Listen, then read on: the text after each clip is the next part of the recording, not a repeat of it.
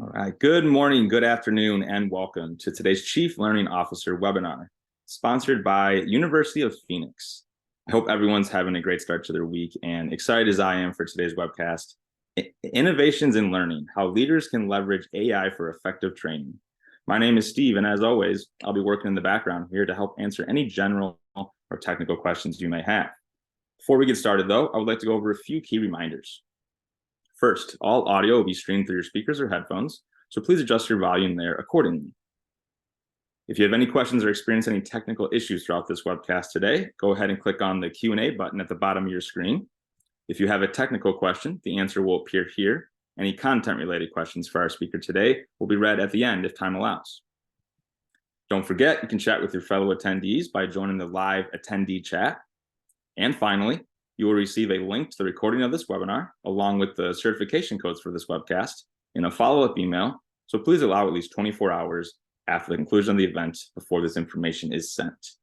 And now at this time, I would like to go ahead and introduce our speaker for today's webinar. We have Dr. Michael Kolodji, Director of Educational Programming and Development and Professional Development for University of Phoenix. And I'm going to go ahead and pass things over to Michael to get us started. So Mike, take it away when you are ready. Excellent. Thank you so much, Steve, and welcome everybody. I'm going to go ahead and start by sharing my screen. Hopefully you can all see that. Today's topic, innovation in learning, how leaders can leverage AI for effective training. So we're going to start and just go ahead and jump right in with one of my favorite educational philosophers and a quote by John Dewey, which he said, if we teach today's students as we taught yesterday's, we rob them of tomorrow. And I think that this is a very poignant point to begin with as we look at how technology will impact the way we do training, teaching, and learning into the future. Who's this guy? So just a brief introduction about myself. Again, my name is Michael Kolodji. I'm a father of two, former science teacher. I've been an instructional designer, a learning technologist, a faculty member. I'd like to think a leader in the learning design and innovation space and a corporate learning strategist. Ultimately, though, I am a learning nerd, and I would love to be friends with y'all. So if you navigate over to LinkedIn, and if you can spell my name correctly, Kolodziej, I'd love to be connected with y'all. We're going to start off with a poll question. So Steve, if you wouldn't mind putting up the first question, I'd like to get a sense of the audience and just how much experience you have in the learning and development space. Go ahead and take a moment just to answer that poll question, if you don't mind.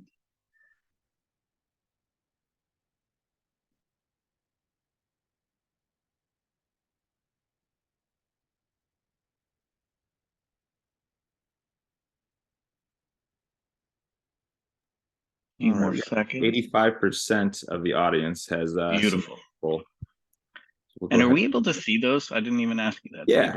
We're going to close the poll right now, and shortly we'll be able to see the live results here. There we go. Excellent. Oh, awesome. Okay, so it looks like just over half have 10 plus years of learning and development experience. So that's super exciting. We've got a couple of about 10% almost in every other category, but lots of very experienced folks here today. So I'm looking forward to the presentation and also your questions, your comments. So please feel free to, if you have any questions, just click the Q&A button there at the bottom of your screen and type them in there. And of course, the chat's open to participate with your fellow participants. So just a little bit of more about me. I call myself Dr. Michael Kolodji nowadays, but it wasn't always the case. I like to include, whenever I give a presentation, my official high school transcripts over here on the left-hand side, which if you squint your eyes hard enough, you'll see in my entire high school career, I had absolutely only one A outside of advanced wrestling PE, and that was in an art class. So I started out not a very good student, very disengaged with school, and ultimately made it my life's mission to try to change the way we do teaching and learning, because somehow, even back then, I realized that even though I was smart, I just couldn't get into school. And so, just a little fun fact about me: absolute mediocre. I think 2.18 was my graduating GPA. To Graduated from Pepperdine in 2017, and I didn't have any course that wasn't an A. So quite a journey. If we think about learning and learning environments throughout time, I love to put this photo up, these two photos, to contrast the difference between, let's say, the 1950s on the left and current day. And in the chat, if you feel like it, maybe post a couple of similarities and contrasts, right? The environment in many ways looks exactly the same, right? You've got rows of students all facing basically the same direction. You've got the instructor in the front of the class standing there, elevated in height, either standing or on an elevated chair at a podium. Everybody's sort of taking notes, or at least feigning that they're paying attention and participating. And one of the only stark differences is black and white to color. There really isn't much difference if you look at that. And that's kind of an interesting way to start our conversation. So to me, it begs the question, why hasn't school changed very much in all of this time? And I think the answer is because epistemology matters. Epistemology is just a fancy word for how we know things. And one of the things that is very deeply ingrained in our culture as embedded in formal learning experiences is this idea of learning as knowledge transfer. So there's an expert, the expert again higher up than the novice, and really in this picture just dripping their knowledge into the open head of the knowledge. And unfortunately, what we've come to find out via research is that this is a really poor model for making teaching and learning, and one that's more effective and more helpful in designing learning experiences is the idea of learning as knowledge construction. So in this right-hand side, you see the three open heads, but in this case, they're not receiving this drip of information. Instead, they're ideating, they're making connections with the real world. So one of the troubles that we have as learning designers is getting out of this context of epistemology where we think that learning is knowledge transfer. And part of the problem with that is that it's a very convincing argument, right? So this is, in other words, sort of in learning theory terms, this is the idea of cognitivism, that learning is a cognitive process only. It's embedded with some assumptions that knowledge is fixed and it's discoverable, that knowledge is passed from the expert to the novice, that distractions should be minimized in order to better focus on the source of the knowledge. And really, it leads to a lot of things like lecture. So what's better than telling people exactly what they need to know in terms of getting somebody to learn something, right? And the trouble is that, well, you're succinctly laying out the truth to people who are listening, thinking, and if you're lucky, trying to make sense of what you're saying, they're actually unable to retain that information unless they connect it to existing learning. So this is happening right now in my presentation. I'll say something, it'll trigger a thought for you. You'll think about how this new information or my statement relates to existing knowledge. And while you're doing that, I'm still talking and I'm on to the next thing. And unfortunately, much of our learning is facilitated like this. You need to know it, I tell you, and then later I'm going to ask you some questions and you're going to sort of tell it back to me.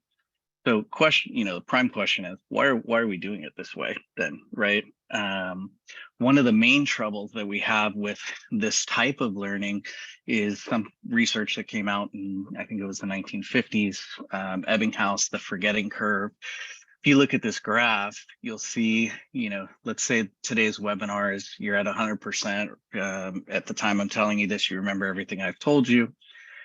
Just 3 days later, without any reminders, you'll be down to 60% retention. 7 days later, if you have a reminder, the little blue parts of the curve up here. So let's say after 1 day, we give you a reminder of the information, that percentage after 3 days will go up to 80%. So you can improve through reminders, but the challenge is generally we don't do that with people. Training is a singular event. It's in one ear, out the other. And as time passes, you'll remember less and less of what is said. What is the effect of this? Now, the fellow on the right here is a guy named Etienne Wenger. He's a social learning theorist. He's actually the fellow who coined the terms community of practice. And what he argues is that our institutions, the way we address learning is based on the assumption that learning's individual, it has a beginning and an end, it's separated from the rest of our activities, and it's the result of teaching. And hence, that's why we arrange classrooms the way we do, try to reduce distractions so that the learner can pay attention to the teacher. And this is the part that maybe resonates a little bit more with training. We design computer-based training programs to walk students through individual lessons, covering reams of information and drill practice. To assess, we use tests in which students struggle in one-on-one combat and where their knowledge must be demonstrated out of context, where collaborating is considered cheating. And as a result, our institutionalized processes are perceived as irrelevant. And most of us coming out feeling that learning is boring, arduous, and we're really not cut out for it. Gosh, that's not very inspiring, is it? Today, we're going to talk about a couple of things, just having set the scene there. Number one, we're going to talk about what does good learning look like. We have a limited amount of time, so I'm going to focus on just a couple of things that I think differentiate good from bad learning. 2, how technology can impact our learning design. 3, what is AI? How does it work? What does it do? Again, we only have limited time, so it won't be an in-depth dive into the mechanisms of artificial intelligence. I'm not a computer scientist anyway, so I'd probably be faking it if I did try to do that. And then most importantly, how AI can help facilitate good learning. So let's start with, what does good learning look like? And I want to just make sure you know that this isn't good learning as told by Mike Kalaji, the former horrible student and now a pontificator of learning theories. This, most of what I'm going to talk about today is really based in a discipline called the learning sciences. And the learning sciences may sound like a generic term for the science of learning, but it's actually a very specific discipline. And there's an organization called the International Society of the Learning Sciences, which I am a member, and it's basically dedicated to the interdisciplinary empirical investigation of learning as it exists in real world settings and how that learning may be facilitated both with and without technology. So the interesting thing about the learning sciences is it studies how learning works in situations where human beings have to learn things and they're not constricted by the traditions of the classroom environment. So self-organized learning groups, apprenticeship models, all of these sort of natural ways of learning. And we learn what we can from how those are effective, and then we try to use those principles to develop learning environments that are better aligned with what we know about human cognition, social learning, et cetera. So there's 3 main ways we're going to talk about this today, leveraging learning for technology. And the first one is situated and authentic learning. And I really like to use the example you'll see next of my daughter in safety patrol. But for right now, I'll give you just a quick overview of different types of learning. And this is a scale that I created based on my understanding of different ways that we learn. I would say that on the very left-hand side here, and kind of the least effective learning is abstract learning. You probably spent the majority of your high school and formal education experience doing abstracted learning, recalling facts, describing terms and concepts, identifying relationships. In this case, this is a complex graph kind of showing the interface of, I think, the heart and the lungs and volume and oxygen and pressure. And you can gain quite a bit of knowledge by looking at and understanding how the items in this graph interact. True. When it comes to the real world, you're probably not going to be able to do much with it. The second type of learning beyond abstract is applied learning. So you may take the knowledge that you learned from this equation, Pythagorean theorem, for instance, and you may be able to solve problems, do problems 1 through 15 odd, and look at the answers in the back of your book, right? So you have variables, solutions. Again, slightly better than just knowing an equation is using the equation, but even better than that would be situated. So if we're really trying to train somebody, a medical professional, for instance, on how to use this information in a real world setting and how to make it interesting and useful, we might use something like a scenario or a simulation in which you can play with the different variables that are in this abstract equation, and see the impact on the human being, make decisions as if you would in real time in a real world situation, and to really learn the interplay of what these things are and how they work. Even better than situated, of course, would be authentic. An authentic would be working on a real world problem, practicing in the actual domain under the guise of an expert, somebody who knows more than you, that can help you do things that have merit and that are impactful in the real world. Or creating an authentic artifact is another way that we do this. So just give you an example of how this translates in real world. This is a picture of my daughter, Leah. She is now 18 years old. She's a freshman at Portland State. She loves cats, soccer, and photography. She's really disinterested in anything that's not cat related. Once upon a time, when she was in, I guess it would be 5th grade, she came home and excitedly told me that she was going to be on the safety patrol. And as excited as she was, as a parent, I was absolutely terrified, because I know my daughter and I know that her attention span is about 3 seconds in any direction. And that safety patrol is an important job in which people may actually get hurt. So after kind of calming down, I started to ask her about, oh, that's great. Well, how are you going to learn how to be a safety patrol person?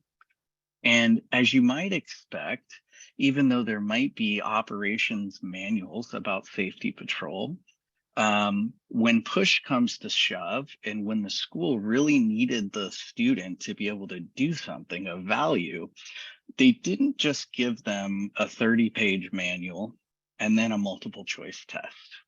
Can you imagine if they did? In one sense, sure, all the information you need is here. Stand on the sidewalk, at least 1 step back, watch the traffic flow.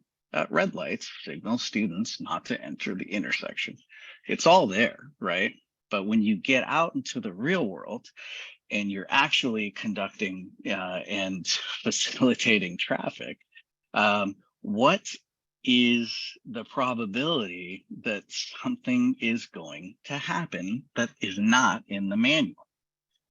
A wise person who is unknown once said, in theory and practice are the same, but in practice, they're not.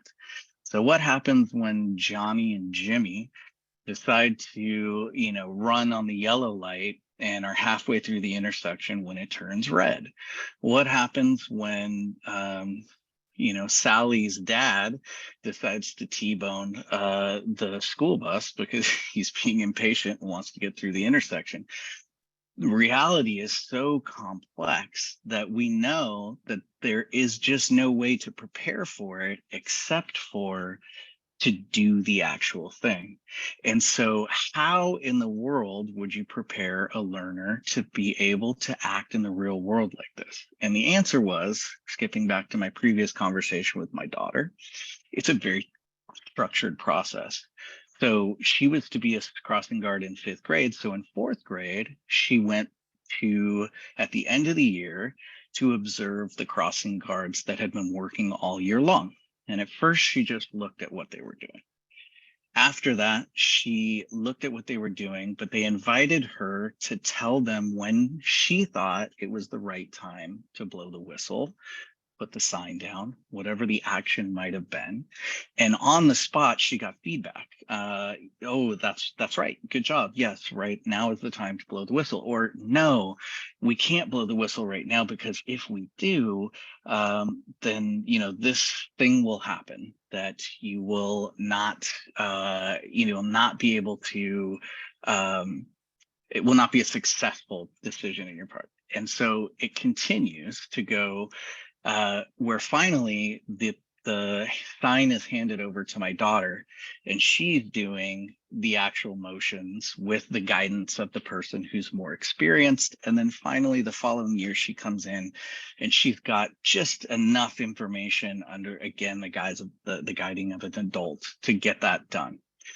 So the point of this section is that context matters. And one of the things that technology and AI can do is provide context for us. And so we're going to talk a little bit about that in the next couple of sections. How can technology assist in good learning that is situated and authentic? Well, a couple different ways. Let's see, I've lost my mouse. There we go. It turns out that learning is the central issue in learning is becoming a practitioner and not learning about the practice. So there are different ways that we can do this. One of the ways is through simulations, as mentioned in the previous slide.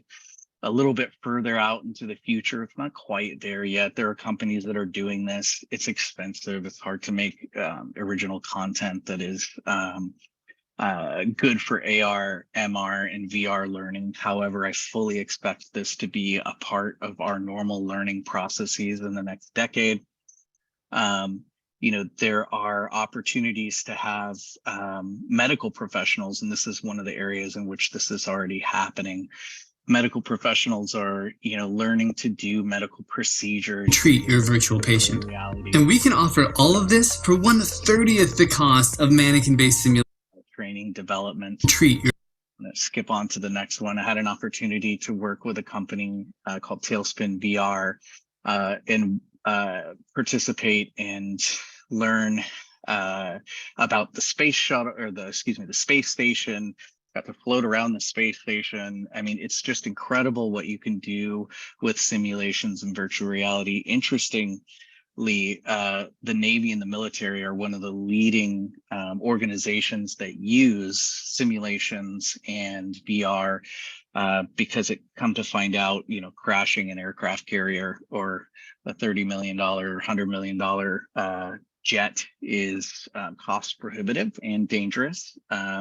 So one of the ways that technology, I think, is going to absolutely change the way we learn is through AI.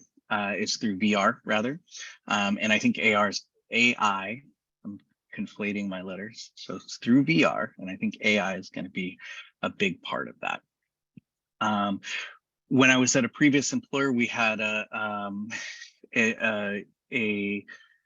I would say a pilot where we did something with this organization through a walkthrough dimension. Not all of these resources do you have to pay for. This is a super interesting one in which you learn about how it feels to have Alzheimer's disease by being placed into a scenario where you're walking down the street with somebody, a caregiver, and then you become lost. And instead of just reading about how you might be confused or frustrated, you're actually able to live this. And this situatedness of learning is just so powerful when you're actually inside of the experience.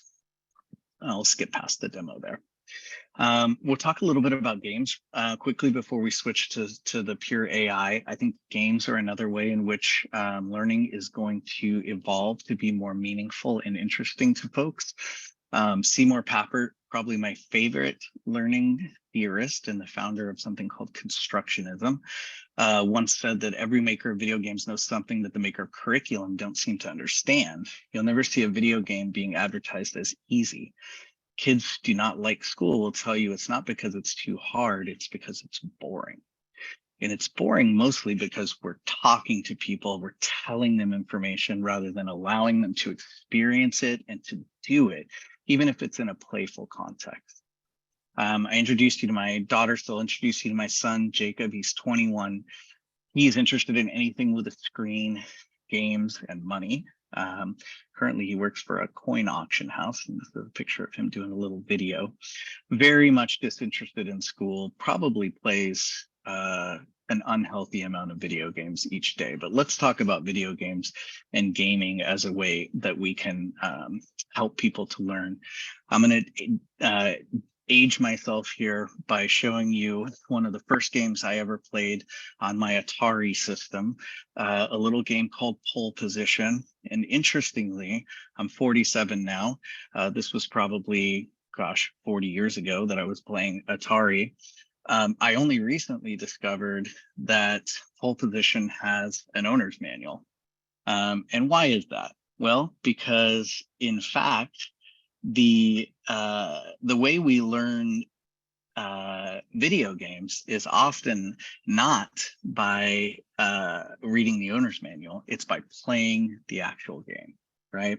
And so had no idea this existed. What did I do? Grabbed the joystick, started moving it around, etc., until I figured out how not to crash into other cars and into the walls, right? So this is just a little animated GIF, right, of what it was like to play this very pixelated race car game, very repetitive. Nowadays, things are different, right?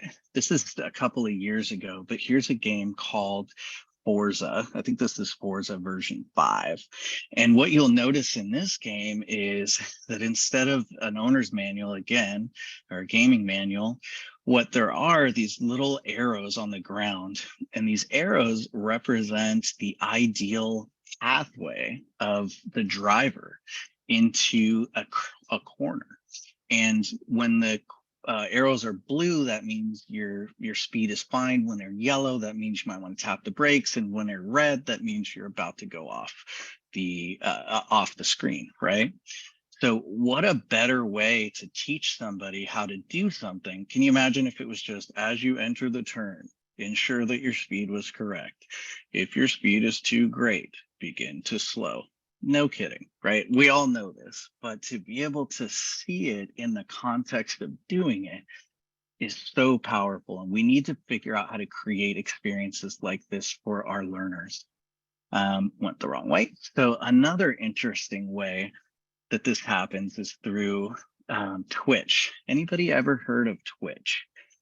If you have, then you'll know what I'm about to tell you. But if you haven't, you'll see Twitch is basically a platform in which gamers are able to watch other. I will keep you busy.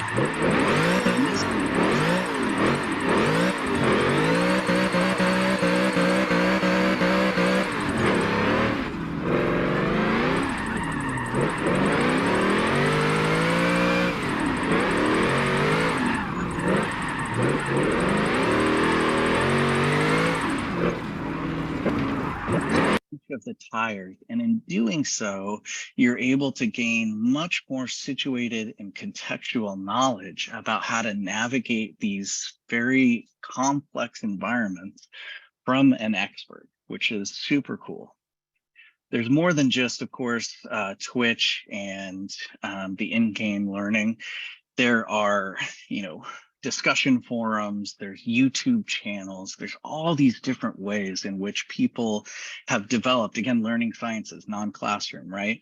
To be able to create learning experiences for people that truly help them to learn and not model after what we've always done throughout the years. Stop telling learners and let them play. So if one were to peruse the manual of video games, they'd be quickly overwhelmed by the technical terms and grammars. In fact, until you play the game, the manual is arguably meaningless and certainly not engaging in and of itself. However, once you play the game, all of a sudden that manual becomes super important and a resource and a tool for maximizing game performance. In schools and in training, we are handed the manual, but we're never allowed to play the game. And in fact, in the context of schools, engaging in the game is considered an enrichment activity. Let's figure out how to make learners play the game. I'm going to skip ahead a little bit because we're just a smidge behind. But if you've ever played the game Pandemic, here's a great way to learn about infectious disease, transmission, mutations. It's not gamification. I'm actually going to skip back. Gamification, the idea of adding points, badges, visual rewards, structured paths to a non-game experience. One of the analogies that I like to talk about gamification is chocolate-covered broccoli. It's still broccoli, right? But you add chocolate to it and it makes it more palatable. Yes, it does improve, and there's nothing wrong with a little extrinsic motivation, only when we substitute that for good design, right? So moving forward, we'll go on to the AI and adaptive learning because I know this is the main point, and we've talked enough about good learning and technology. So let's get into the AI piece. So AI is absolutely the topic, right, of 2023. There's lots of expectations around AI, how AI is going to impact the world at large, but also learning specifically. I'm going to ask you a poll question number 2 here real quick, Steve, for our learners. You wouldn't mind popping that up. So I'm just curious what your experience is using generative AI tools like Bard, ChatGPT. And as you're collecting those responses, I'll just go to the next slide and say, there has been an explosion of tools. If you haven't used specifically ChatGPT or Bard or something similar, you may have used other tools that leverage that underlying technology. Hundreds and thousands of new companies are being made in real time to leverage these capabilities. So let's see, what does our poll say? About 20% haven't tried yet. About 35% have played a few times. 38% have done actual work. That's awesome. And we have a small number of folks who are experts in using it daily. So I think you're going to find this interesting. So generative AI is in particular what we're going to talk about today, meaning AI that creates things. It's a type of artificial intelligence that can create new content, such as text, images, audio, and videos. How does it work? Again, I'm not a computer scientist, but I do want you to see generally how this process works. The program takes in data, answers, information, and then through a process called machine learning, it creates rules. And those rules are then used to be applied to new situations to create new things, right? So it does it by learning patterns from existing data and then using the knowledge to generate new and unique outputs. Here's a fun one. So I'm going to show you a platform that I used on my cell phone just last week as I was getting ready for the presentation called DaVinci.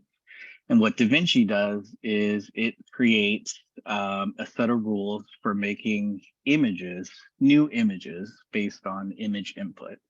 So what I did is I put my smiling little professional photograph here into DaVinci, and it came up with a bunch of different ways in which I might look once they apply these sort of rules of image design and imagery, and came up with what I think is kind of a hilarious group of images. This is tattooed me. I think this from left to right, top to bottom, is most like what I actually look like, and sort of evolving into different things. By the bottom right here, we got Viking Mike with horns and a very strong beard, which I really don't think I could create even if I had to. But it took my image, it put it into this set of rules that it's able to create, and it outputs these totally new and unique things that have usage. In this case, they're used as, for a chuckle. And in more serious cases, they can be used to create training materials. And I'm going to show you how that works in just a second. Now, when I started this presentation, the first thing that I did was I actually went to ChatGTP and I asked ChatGTP, how will generative AI impact learning and education? Because, you know, why not go to the source? And its answers really were a guide for what we're going to talk about in the remainder of the presentation. Number one, personalized learning. 2, interactive and immersive content. 3, language learning, I skipped over. You can see that one's not bolded for the sake of brevity. Tutoring and assistance, number 4. Research and content generation, number 5. Assessment and feedback, 6. Lifelong learning and skill development, and gamification and motivation. So let's jump in. AI applications for learning. We're going to talk about a couple of specific things. And in those specific things, you'll get the 7 out of the top 8. So the first one is content generation. One thing that Bard and ChatGTP are really good at is taking raw information and organizing that into content that is much more structured and easy to communicate. It's one of their main affordances of this tool. And there's 4 different types of content generation we're going to talk about today. Learning content, instructional media, outlines and structure, situations, and scenarios. So we've got number 1, learning content. So I asked ChatGTP, I said, you know, what should we know about creating good learning? And ChatGTP spit out in about 5 seconds these top 5 principles. 1, alignment with learning objectives, to make sure that every element of the course or learning experience is aligned to the goal of the learning. Perfect. Absolutely. Right. Active learning, something we've just been talking about, not passively sitting back hearing somebody describe something, but get out there and do something. We learn through doing, not by hearing. Feedback and assessment, something I'm going to show you a little bit about what we're doing at the University of Phoenix, which I think we're super proud of. Scaffolding learning, and flexibility and learner-centered design, right? So one thing I did is I took this information and I put it into a development tool that essentially takes an outline and creates instructional media. I just want to make sure that my volume is, I'm going to stop and reshare real quick just to make sure that I've got the volume attached to it. So, oh, good, share sound. So it was sharing the sound. Not quite sure. Okay, so I popped in the outline that came out of ChatGTP into a tool called Beyond Go. And this is within 20 seconds what it was able to.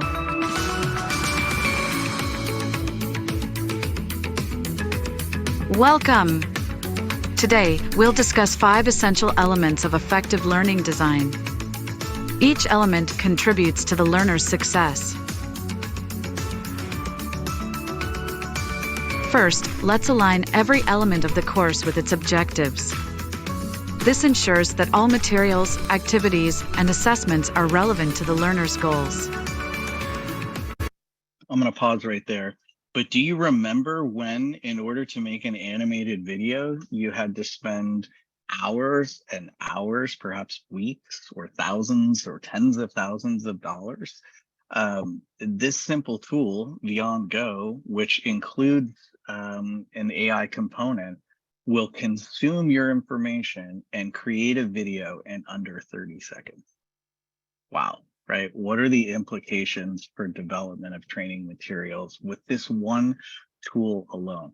So yeah, it's cool to put my face in DaVinci and watch it spit out Viking like. That's cool, right? But that's a very basic leveraging of this tool. And as I mentioned, all of these other tools are being developed that will take that same principle, learn a bunch of rules, take some input, create something new, to help us to create instructional content. Again, is this the best example of learning? No, but directly telling somebody something in the context of need is an absolutely fantastic way to learn. It just can't be the basis of all learning. this tool will make the development of these particular assets quick and inexpensive. So this is going to be a big game changer. Again, the name of this particular product is BeyondGo. I don't have an endorsement with them. There are other products that do similar things. So get out there and look for AI assisted media generation tools. The other thing that ChatGTP, Bard, other generative AI tools can do is they can actually help you to design a training class.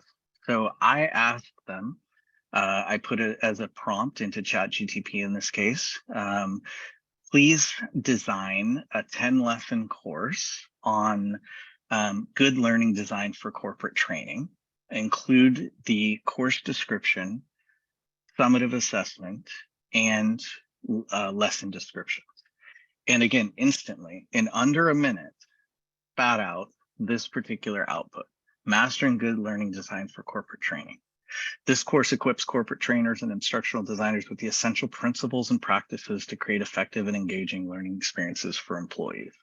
I actually went through and cut out everything but the title of these lessons because it wouldn't fit on the slide. But each one of these lesson titles contained 3 or 4 sentences explaining what needed to be in each particular section. Can you imagine, again, just a year ago, if I had this task, I have a, doctorate of education, I've got years of experience in the industry. It would have took me, including interruptions with other tasks and workday restrictions, probably 2 days to come up with something I was proud of. ChatGTP did it in under 30 seconds. Amazing, right? Not only that, but one way that we can help generate content with tools like Bard and ChatGTP, generative AI tools, is to ask them to create situations and scenarios. So in this case, going back to our what does good learning look like, it's being able to apply knowledge in a real world context. If we can do authentic real world, awesome. Oftentimes we can't, so we're stuck in that situated, which is still better than abstract or applied. We need to come up with situations and scenarios. So I asked ChatGPT to come up with a problem in an organization that would allow a user to demonstrate good learning design principles while solving the problem. And this is what came up out of ChatGPT, again, instantly. You're a senior learning designer at Global Tech, a multinational company with offices in North America, Europe, Asia, and Africa. I won't read the whole thing to you, but it's a rich scenario. And at the end, it says your task is to redesign an onboarding program using the principles of good learning design. Incredible. Effective prompting is key. There are entire classes on how to ask the right questions. I can't go into it because of time. In fact, I'm going to skip forward to the next one: authentic assessment in AI. Something that we're very proud of at University of Phoenix in our soft skills courses is the use of a tool that actually assesses the way learners authentically respond to situations. So again, getting into that authentic learning experience, we're going from human assessment to AI-based assessment. And in this case, the way it works is you watch a short video. It is usually less than a minute long. In this case, the lady in the video explains how she's frustrated with the criminal justice system. This is a DEI and B course that we offer through our professional development program. And what you then are required to do is your camera comes on and you have about 30 seconds to think of how you're going to respond. And then you record a video response back to this person about the hypothetical situation. After you've done so and you submit your answer, you get some feedback, which is pretty interesting. You get feedback on clarity, filler words, and speaking rate, which are sort of general, points of feedback. Am I using words that are unclear or clear? I just said, am I using a lot of filler words, which might be distracting? And how's my rate of speech? Am I talking too fast? You can't understand what I'm saying? Or maybe I'm talking too slow and people would tend to get frustrated. So there's an ideal rate of speech. The other part that's really cool is that you can include the use of key terms. So in our learning, we might say, in a particular situation, try this phrase or this combination of words to defuse or make the person more comfortable. And this tool will actually measure whether or not you've used those key terms, which is super impressive. Moreover, there are parts of feedback that have to do with your tone. So is your response confident or nervous? Are you being humorous or serious?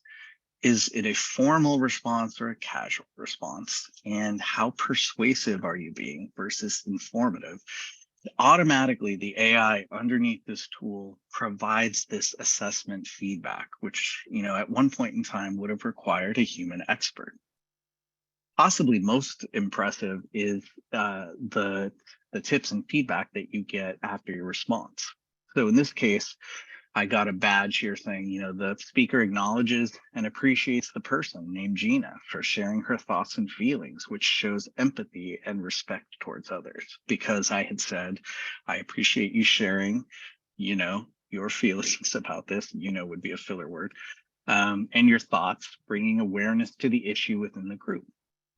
This particular tool allows people to actually authentically participate in this conversation and receive automated feedback in ways that would have been so labor intensive previously, it probably would have prevented us from being able to do it. So that's an example of assessment with AI, which I think is going to be huge in the next, 5 to 10 years and beyond in terms of developing our learning content.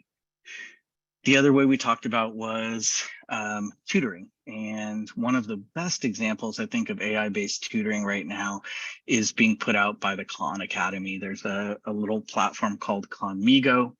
Khan had an opportunity with OpenAI, the makers of ChatGPT, to participate starting almost this time last year. So before ChatGPT was released to the general public, they had this little agreement where they were able to create an API, an interface between Khan Academy and the actual tool ChatGPT to provide on-demand AI-powered answering of questions in the context of the problem that they're working on in Khan Academy.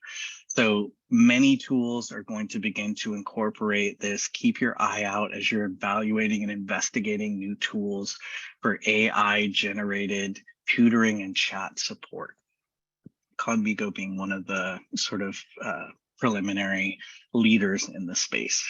And as Sal Khan said, there's never going to be more human connection than we know what to do with. And though this isn't truly human, it tends to feel like it after a while, which is super interesting.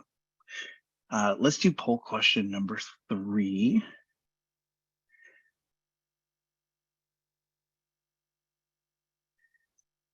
What experience do you have with adaptive or intelligent tutoring systems? So next, we're going to talk about algorithmic and AI-fueled adaptive systems for teaching and learning. And I know we're running out of time. There's so much good stuff in here. I wish I had more than an hour, but I'll let you answer that poll. And Steve, when you think it's ready, go ahead and pop the answers up for us. So most of you have heard of them. Some have used them, and very few have designed learning with these tools. Awesome. So that gives me a baseline. So in the literature, going back to my pushing my glasses on and being a learning nerd, intelligent tutoring systems, or the formal name for adaptive systems. These are adaptive, interactive, learner-paced environments using computational models developed in the learning sciences, cognitive sciences and math, and computational linguistics and other original fields. So basically what they do is, and I'm going to show you a slide that compares human tutoring to different levels of adaptive tutoring. So these tools, what they generally do is they try to replace or augment a human tutor, just like we were talking about what Khanmigo might do. So, there's different layers of feedback. You were given this, let's say in this example, a squared, b squared, c squared, side A is 2, what's the length of side C? Well, the most basic feedback you could get is you get the answer right or wrong. And if you get it right, they say, congrats, wee, kind of like, in most trainings. And if you get it wrong, you might get a hint or some sort of direction, general direction about how to do it better. Turns out, if human tutoring is a 0.79 in affect size, this is 0.31. It's not anywhere near as good as a human tutor, but it's better than nothing. The next type would be step-based, which is, okay, instead of just asking the question and having you answer the final answer, we'll ask a question and then we'll ask you we'll show you the problem rather, and then ask you individual questions about each step of the problem. And in doing so, you can isolate where the person's thinking has gone off and help them to learn what it is they need to know to make the correct decision at that step in the problem. This is called step-based tutoring, and the affect size is very near human tutoring at 0.75. Sub-step-based is even one step below that. So not only breaking the problem into parts, but at each part of the problem, diving in one level deeper to the thinking that's involved in answering the questions in that problem. And that comes to a 0.76. So at University of Phoenix, we use a platform that is that's an adaptive platform for assessment in our professional development, but we're also beginning to use this platform as a tool for learning itself. And we're super excited to be doing this. Part of this is algorithmic, but AI is absolutely going to make an impact on the ability of these automated tutoring systems to provide feedback to the person that is tailored, that is relevant, that is in the language and in the way that they best receive it, et cetera, et cetera. Will AI save us? And we're almost done, just a couple more slides left. I don't want to leave you with the impression that tools are the savior. In fact, in the study of learning technology, one of the important sort of concepts that I learned to be aware of is this idea of technological solutionism. And that is that the complex societal problems are viewed in a simplistic way such that the solution can be the sale of a new app, new web service, or new device without exploring the broader environmental consequences. So these are tools in our toolbox: generative AI, adaptive learning, simulations, and games. Are they going to save us? Not in and of themselves, right? Will tools save us? Going back to my favorite Seymour Papert, he once said he was great at making simple or complex things into simple analogies. And he said, if I built a house out of wood and it fell down, would that show that wood does not produce good houses? Do hammers and saws produce good furniture? It's more than the tool itself, it's how we use the tool. And it's so important that we use the tool in combination with what we understand about the way human beings learn. I went to ASU GSV conference earlier this year, and I was struck by the amount of technologists that were trying to solve learning problems without really understanding what good learning looked like. It was striking to me. So the tool is a tool, and how well we use it is up to us. Now, the future, as Niels Bohr, the Danish physicist, once said, it's very hard to predict, especially the future, right? Kind of tongue in cheek, because prediction is always about the future, right? But we do have some models that we can look at to help us understand the future. I'm going to throw up the fourth and final poll question before we go to Q&A. And that is basically, how big of an impact do you think AI will have on learning?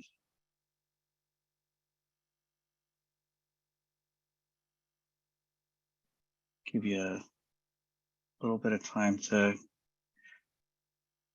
select your answer. And then Steve, when you're ready, go ahead and show us the answers. So it's hard to predict the future. However, there are models that we can look at that help us make, at least prevent ourselves from making mistakes we've repeated in the past. It looks like about 45-45 split, right? It's going to significantly to totally transform. And I think the answer is one of the two of them. I agree. In short, I agree with you. Maybe you've heard of the Gartner hype cycle. The Gartner hype cycle, something developed by the Gartner organization that shows how new technological innovations generally flow through society. There's some sort of a technological innovation. As it becomes more visible to the public, we have this sort of peak of inflated expectations. It's going to change the world. It's the next new thing. I know that I thought adaptive learning, when I first learned about it 10 years ago, was going to be completely dominating the learning space. And as you saw, 7% of the people in this room have ever created something with adaptive learning. So I've certainly been at the peak of inflated expectations. And then following that is this trough of disillusionment, meaning, man, I really thought that was going to be something, and it turned out not to be as great as we hyped it up to be. And then eventually it sort of flattens out to, we figured out how to use this tool. And now it's in its full, sort of glory in the marketplace and in the world. So looking at the most recent output from Gartner about artificial intelligence in 2023, if you squint your eyes again real good, you can see right here in light blue, generative AI is at almost the height of the peak of inflated expectations. And eventually it's gonna, as these items progress from left to right, it'll be in the trough of disillusionment, and then we'll finally all figure out how to use it. So I guess my point would be here, AI is here. It is useful. It's a tool in your tool belt. It's probably not going to take your job away or save us from all of our learning problems. Be aware that we're at the peak of expectations, and probably there's going to be a little disillusionment if this follows the same pattern that virtually every technology, has followed in the past. I'm going to wrap it up with the same quote that I started with today. If we teach today's students as we taught yesterday, we rob them of tomorrow. Again, John Dewey, great educational philosopher. And I just want to thank you for being here today. Thank you so much for listening. And I would love to spend the next several minutes, as long as you're willing to stay, answering any questions that you might have. Kim, maybe you could help us to grab a couple of good ones.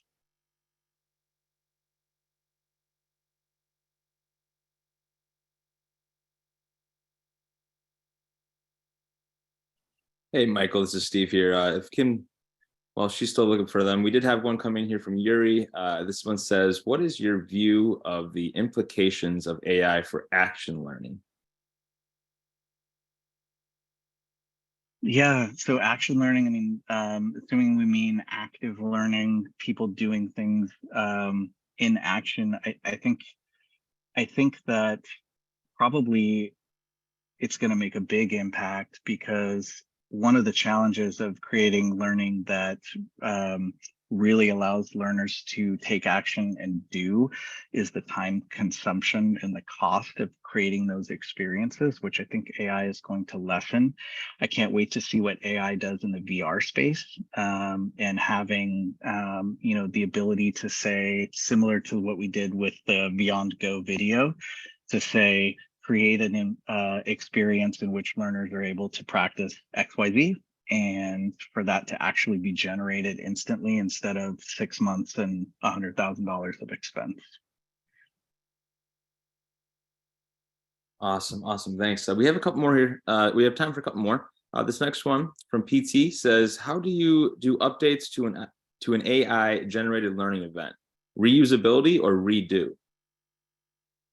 That's a good question. I'm just getting into Beyond Go. It's so quick. I would say my initial response is it's so quick to make the thing that it would probably be easiest just to make another thing than to try to change. what you already have, but they may have features in the product that allow you to do that. I'm not quite sure. But again, because of the speed and because of the lack of the cost, I think probably making a new one would be easier. Paul says yes, they do. Thank you, Paul. Awesome. All right, this next one. This one says, in a situation like this, is the AI a pilot or a co-pilot? In my experience with AI tools, if you are unable to ask the right question, you won't get the answer you are looking for, or you may get exactly what you are looking for. But if you don't ask the other questions, it could actually provide you with repetitive or misleading information. Oh, such a great question. I say co-pilot when used correctly. I say pilot when used incorrectly. And I think it's just it's a great way to frame the fact that what's that saying, when you have a hammer everything looks like a nail, right? So if you're absolutely just focused on the output of AI, you have blind spots. AI has things called hallucinations, where it'll generate an answer that's incorrect, then it'll consume that answer as a correct answer, and then continue to repeat the incorrect information and or build more incorrect information on the incorrect information. So while it's a powerful tool, it doesn't replace yet the expertise of having done practice, real world experience, and true, professional understanding. Great question. That's a great answer. We have another good one here. It says, it seems that many of the jobs will be in direct competition with AI. What suggestions would you have to keeping up with the trend to become unreplaceable?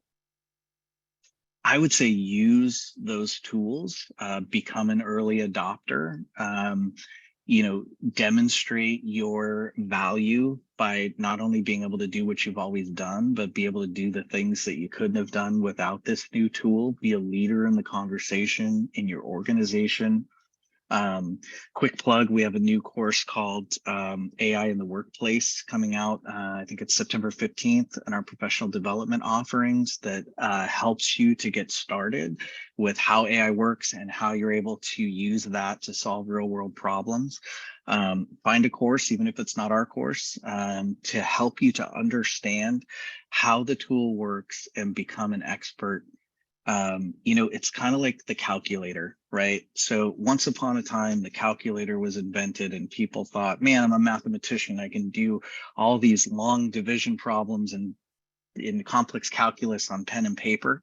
But now, am I going to be replaced? No, what you're going to be able to do is you're going to be able to do problems faster, easier, and you're going to be able to ask and answer questions that you couldn't have asked and answered before because you didn't have the time or you ran out of paper, right? No, I exactly agree. All right, so we do have time for one more. This one's going to come from Terry. It's kind of like going with what you were just saying there. How can we learn to do more with and better use AI tools? Practice is certainly, there's just like learning by doing, right, is the theme of what good learning looks like. I think practice is the key, Terry. And I think doing so, with the help of more experienced folks. So find groups online and just as much as you can about good prompting and really just lean into it. You can stand outside of the application and think about it theoretically all you'd like. You will forever be changed in the way that you think about these tools once you begin to use them, become comfortable with them, and once you can demonstrate value in the real world. Some things you just need to get into to really understand, and I think this is one of them. It can seem so daunting because it's this complex technology, and maybe you're not a techie person. The interface is as simple as type a question, get an answer. So it's absolutely something we should all be playing with. Awesome. Thank you so much, Mike. You know what? We do have one more. I just feel bad not, getting it asked here from Nina. She says, sorry if I missed this, but what AI tools exist for continuous formative feedback? Ooh, continuous formative feedback. That's a good question, Nina. I'm not thinking of one off the top of my head. I bet you if you asked Google Bard, since its knowledge base didn't end in September of 2021, it would probably have some answers for you. So in true master fashion, I'm going to defer the final question to Google Bard and apologize that I don't know the answer myself, but it's a really good question, one I'm interested in. Well, it looks like we stumped the doctor there, so it was a great question. Great questions from everybody. Before we do head out, is there maybe one final message or key takeaway point you want to address to the audience before we close out? Just thank you so much. And as I said in the very beginning, I would love to be your friend. So find me on LinkedIn, connect. Let's continue the conversation outside of this forum. Feel free to reach out if you have any questions about what we're doing at University of Phoenix, or if you're interested in any of our learning opportunities. Awesome. Well, thank you again, Michael, for taking this time out of your day to present this great and valuable information with us. I know I really enjoyed it, and from the looks of it, it looks like the audience did as well. So thank you. I would also like to thank the audience too for joining in and for continuing to support our Chief Learning Officer webinars. And of course, last but not least, thank you to our good friends over at University of Phoenix for sponsoring today's event. Be sure to check out our next webcast, this one taking place on Thursday, August 31st, starting at 11:30 a.m. Eastern, 8:30 a.m. Pacific, titled Navigating the Tech Landscape Insights for 2023 and Beyond. Once again, Thursday, August 31st, 11:30 a.m. Eastern, 8:30 a.m. Pacific. This concludes today's webcast, everyone. Stay safe. Have a great day.